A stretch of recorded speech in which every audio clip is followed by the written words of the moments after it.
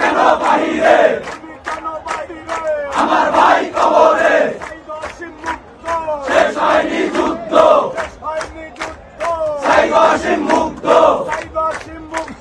শেষ হয়নি যুদ্ধ